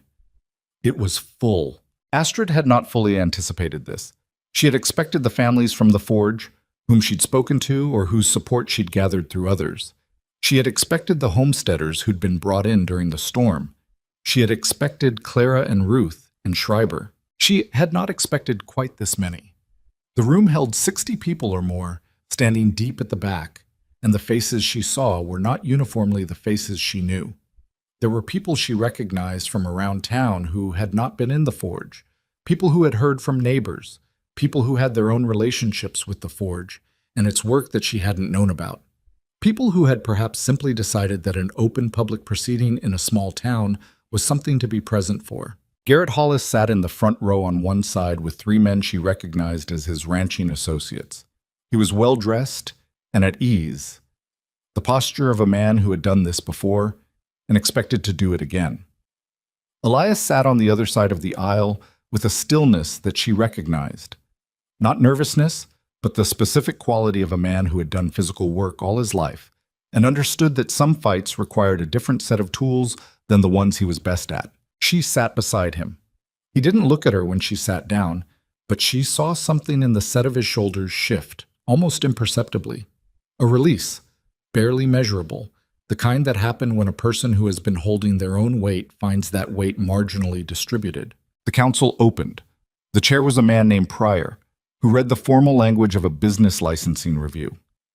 In the tone of someone who understood that what was happening in this room was not primarily about business licensing, Hollis's side went first, and it was organized.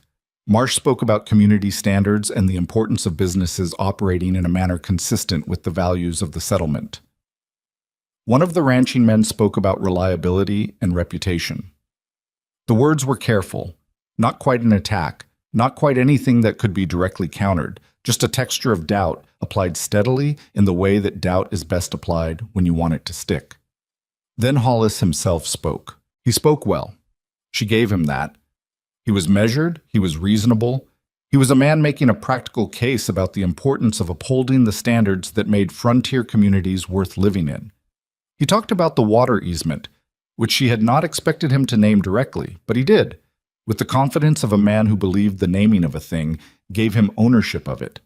He talked about the value of consolidating resources in the valley, about the efficiency of unified water management, about the ways that fragmented property rights made everyone's situation harder. He was making, she realized, an argument he'd been working on for years. The council review was not the goal. The council review was a step. The room was quiet while he spoke. Astrid watched the faces she could see, the 2 independent members, Webb and Helen Garrity. Webb had an expression of careful attention that could mean anything. Helen Garrity was watching Hollis with the same deliberate focus she'd had when Astrid sat across from her the day before. Then Otto Schreiber stood up. He didn't ask for the floor formally. He just stood up, and the room looked at him, and the council chair nodded. Schreiber spoke the way he worked, without waste. He said what had happened during the storm. He said it factually. The forge had been opened, the wagons had gone out, his family and 2 others had been brought in before the worst of the storm hit, because someone had thought to organize for it. He said that the North Ridge Road had been traveled in the dark, in blizzard conditions by Elias Rourke, and 2 volunteers to bring the Hallett family in. He said the name of the Brennan baby, which was James, because Thomas Brennan had named him the morning after the storm while his wife was sleeping. He sat down. Clara spoke next. She was more direct. Clara had spent 9 years being direct while being dismissed, and had reached the point where directness was simply the tool she used because she'd given up on the alternatives.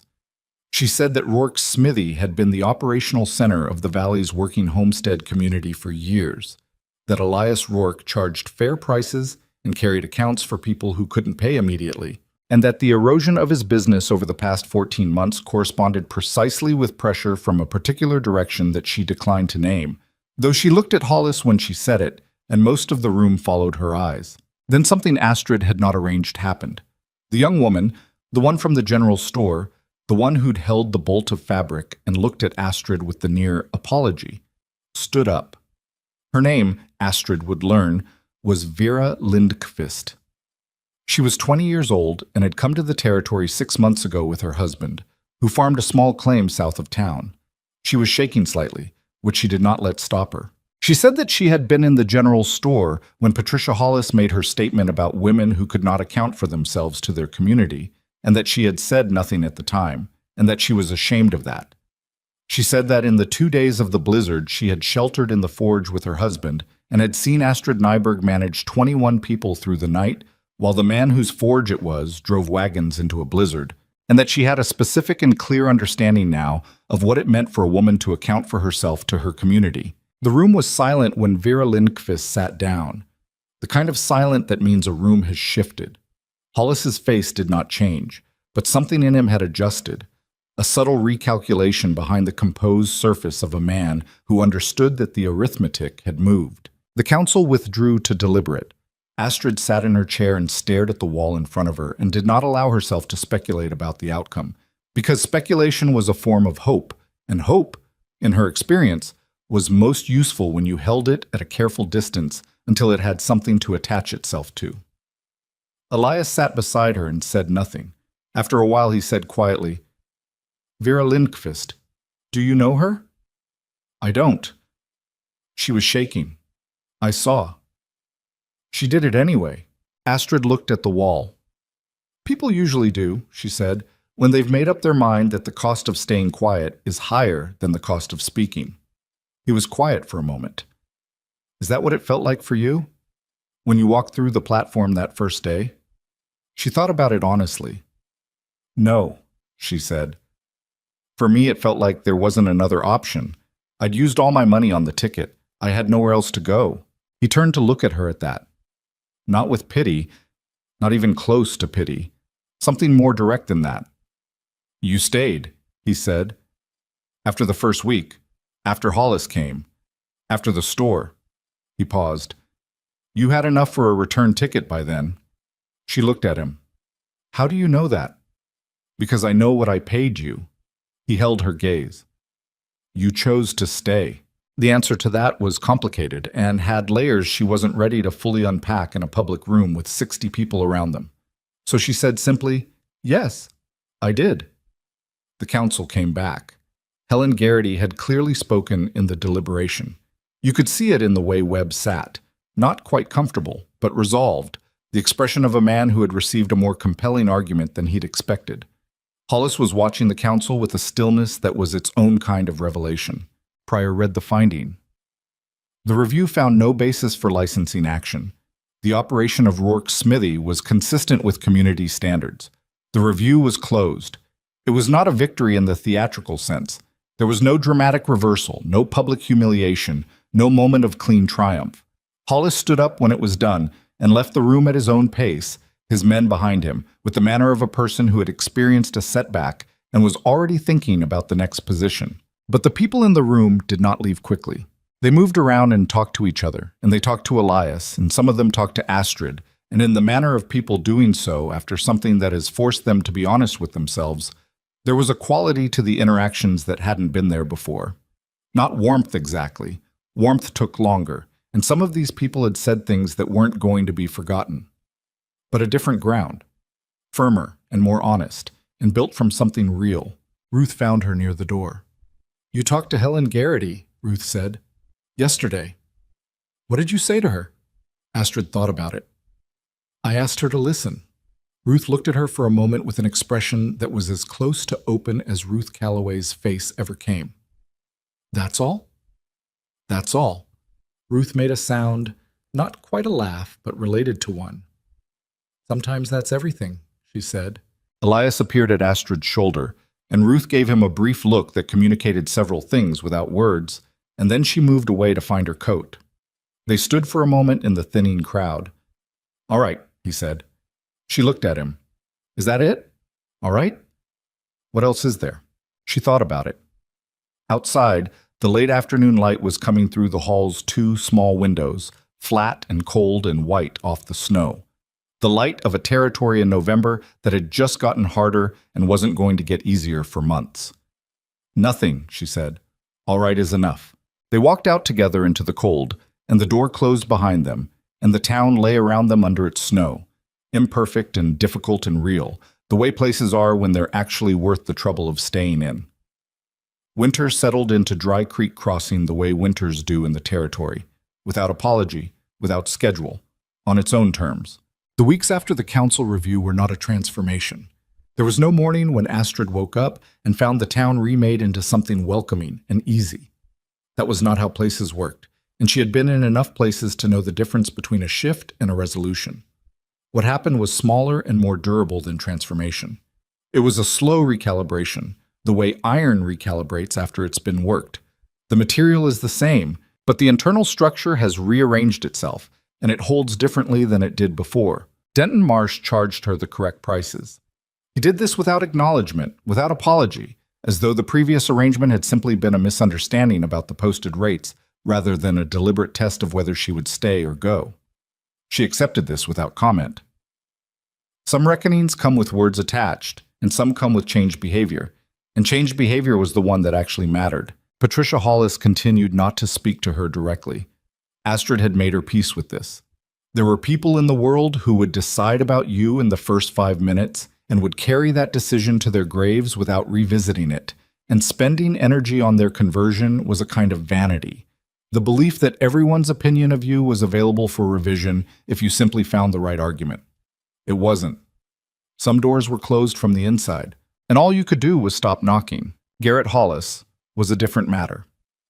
She had expected him to try something else. A man who had been building toward a goal for years and had been stopped at a specific juncture did not simply accept that juncture as a permanent condition. He adjusted. He found another route. She had said this to Elias in the days after the review, and Elias had agreed in the way he agreed with things he'd already been thinking. Not surprised, just confirmed. What Hollis did was quieter than what he'd done before. He stopped the direct pressure on the ranching accounts. Whether this was because the storm had made that pressure too visible or because he was genuinely recalculating his approach, she couldn't know. But the ledger began to shift. Not dramatically, not all at once, but in the way of water finding its level. 2 of the ranching operations that had drifted away came back within the month after the review. Not the largest ones, not the ones most directly in Hollis's sphere, but 2 mid-sized operations whose owners had apparently done their own recalculating. Vernon Walsh, who had told Elias he'd found a cheaper smithy in Callowell, came in on a cold December morning with a piece of equipment that had failed and stood in the forge doorway with the particular expression of a man who was aware he had some accounting to do and was uncertain how to begin it. Elias looked at the piece, a cracked axle housing, not emergency work but genuine work, and said, "What happened to the Callowell smith?" Walsh cleared his throat. "Callowell's a long drive." "It is," said Elias. A pause. "Can you do it?" Walsh asked. Elias turned the housing over in his hands. "I can do it. Come back Thursday." Walsh came back Thursday. He paid and overpaid slightly, which was its own kind of language, and Elias accepted the amount without noting the difference aloud, which was his kind of answer to that language. Astrid watched this from the back room doorway and didn't say anything about it, then or later. There were things between men that resolved themselves in the grammar of work and transaction and didn't need a third party's commentary, and she had enough to occupy her without narrating other people's reconciliations. The water easement question, which had been at the center of everything from the beginning, resolved itself in a way that Hollis had not anticipated and that Astrid understood only afterward, when Clara Dennison explained it to her over coffee in February. Hollis had apparently made a final approach to the county land office in December, not through the town council this time, but through the Territorial Property Authority, an attempt to establish a prior claim on the water easement through an obscure filing mechanism that had been available under older territorial law. It was the kind of legal maneuver that required patience and connections and a working knowledge of property law that most frontier residents simply didn't have, and it had gotten further than it should have before a land attorney in the county seat had looked at it and found the problem. The problem was that Elias's property deed, filed when the territory was first organized, included a specific easement provision that had been written by the original territory surveyor, a man of meticulous habits, and that provision was clear, current, and not subject to the mechanism Hollis was using. The attempt had simply failed on its legal merits, without drama, without a courtroom confrontation, without any of the climactic architecture that disputes of this kind sometimes generated in stories about the frontier. It had just failed and been noted, and Hollis had received a letter from the land attorney informing him of this, and that had been that. Clara had said, telling her this, "It's anticlimactic, I know." "No," Astrid said. "It's not. Anticlimactic would be if it hadn't mattered. It mattered. It just resolved the way things sometimes do, quietly, on paper, in an office 40 miles away." Clara looked at her with that particular dry expression she used when she thought someone had said something worth keeping. "You're not disappointed?" "I'm relieved," Astrid said honestly. "Climactic resolutions are expensive, yet." What she hadn't anticipated, and what surprised her more than any of the external events, was what happened with Elias. It happened slowly, which was the only way anything happened with Elias Rourke, and it did not have a single definable moment. No declaration, no dramatic gesture, nothing that could be pointed to as the point. It was more like the door situation, a gradual adjustment of the fit between things, carried out in small, practical increments, until one day the door latched properly and you realized it had been working that way for a while without your having formally noted the change. It started with the evenings. They had always eaten together and always talked at dinner. Practical talk, the business of the house and the forge, the ongoing logistics of survival in a difficult place. But sometime in November, the practical talk had begun to have more space around it, and the space had begun to be filled with other things. He told her about a job he'd done in his first year in the territory, a commission for a rancher who'd wanted an iron gate of a particular design and had been specific about it in ways that had turned out to be contradictory, and how he'd finally understood what the man actually wanted after 3 failed attempts and 1 honest conversation. She'd laughed at this, genuinely, the way she laughed when something struck her as true about people, and he'd looked at her with an expression she'd come to catalog as his version of pleased, which was barely visible on the surface, but registered if you were paying attention. She told him about the barn framing in Iowa, about the neighbor whose wife had gone into labor in the middle of a thunderstorm while they were 6 miles from any help, and what she'd done and how she'd felt afterward. The specific, complicated exhaustion of having done something important entirely by improvisation and not knowing if it was enough until the baby cried. He'd listened to this with the focused attention he gave to structural problems at the forge, finding the load-bearing elements, understanding how the pieces connected. "You've spent a lot of time doing things you didn't know how to do," he said. "Most people have," she said. "They just don't always admit it." He thought about this. "I suppose. You drove a wagon up a ridge road in a blizzard to get a family you'd barely spoken to. I knew the road. You knew it in dry conditions." A pause. "That's fair." "You did it anyway," she said. "That's the part that matters." He looked at her across the table for a moment. "You organized 21 people in a crisis with no plan." "I had a plan." "You had an outline." "An outline is a plan with room to adjust." She met his eyes. "That's better than a plan with no room." Something moved through his expression, some internal amusement that rarely made it fully to his face. Not quite a smile, the direction of one. These were the kinds of conversations they had, more often as winter deepened. Not declarations, not confessions, just 2 people telling each other the truth about their lives in small, honest pieces, and finding that the pieces fit together in ways neither of them had fully expected. He asked her to stay in January. He did it badly, which was consistent with who he was, and she would not have wanted it done differently. They were in the forge together, she helping him inventory the stock materials, a task that required 1 person to locate and 1 person to record, And they'd been doing it for an hour, moving through the organized supply room that she'd reorganized in what felt like another life, but was only 3 months ago. He called out measurements, and she wrote them in the ledger, and it was ordinary work, the kind that had no drama in it and required only presence and attention. He stopped calling out measurements. She looked up from the ledger. He was standing near the iron stock with his back partly to her, and his hands still, and his attention directed somewhere that wasn't the inventory, and she waited because she knew by now when to wait. "The placement through the bureau," he said. "It runs to spring." "I know. The terms say you can leave in April, or I can end it in April." He paused. "Either party, 60 days notice." "Yes." Another pause. Longer. "I don't want to end it in April," he said.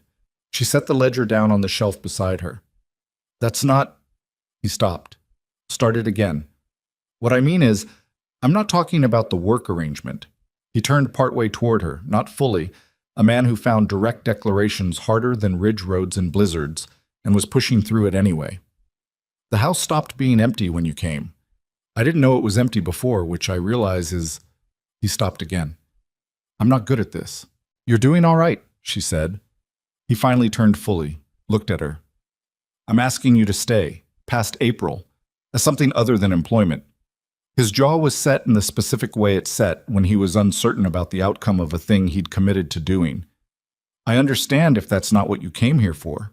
She stood in the supply room of a forge in a frontier town in Nebraska Territory in January, with iron stock and leather and the smell of coal and work around her, and she thought about the train platform and the woman who'd whispered, and the 7 years of moving she'd done before a letter from a labor bureau in Omaha had sent her here.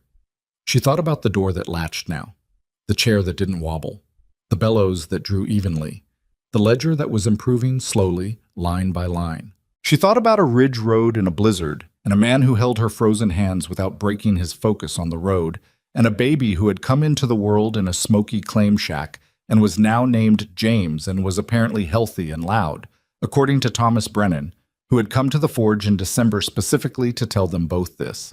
"I came here for a housekeeping position," she said. "That's true." She held his gaze. "I stayed for different reasons." She paused. "I'll stay past April." He looked at her for a moment, and the expression on his face was not triumph and was not relief exactly. It was something quieter and more unguarded than either of those.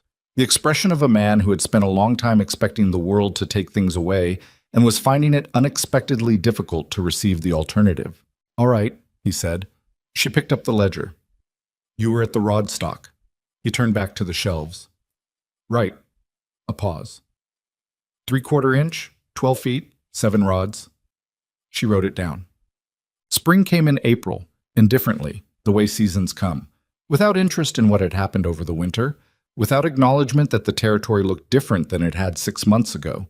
Just a slow warming and a receding of snow and the first mud on the main road, and then gradually the first color returning to the land. The forge's ledger in April looked different than it had in October. Not fixed, not everything solved, not every account recovered, but different in the way that matters, the way a foundation looks different when it's been stabilized. The homesteader accounts were solid. Several of the ranching operations had come back. New work had come in through word of mouth in ways that Astrid's quiet, factual outreach over the winter months had seeded, and which were now growing without requiring her to tend them. She had not done this alone, and she was clear about that. She had done it alongside people who'd had their own reasons and their own courage. Clara Dennison, who had given her the architectural understanding of what was actually happening in the valley. Ruth Calloway, who had organized the forge in the storm with a competence that deserved more credit than it would ever receive. Otto Schreiber, who had spoken at the review with the specific weight of a man who used few words and therefore found them believed when he used them. Vera Lindqvist, who had stood up shaking and spoken anyway.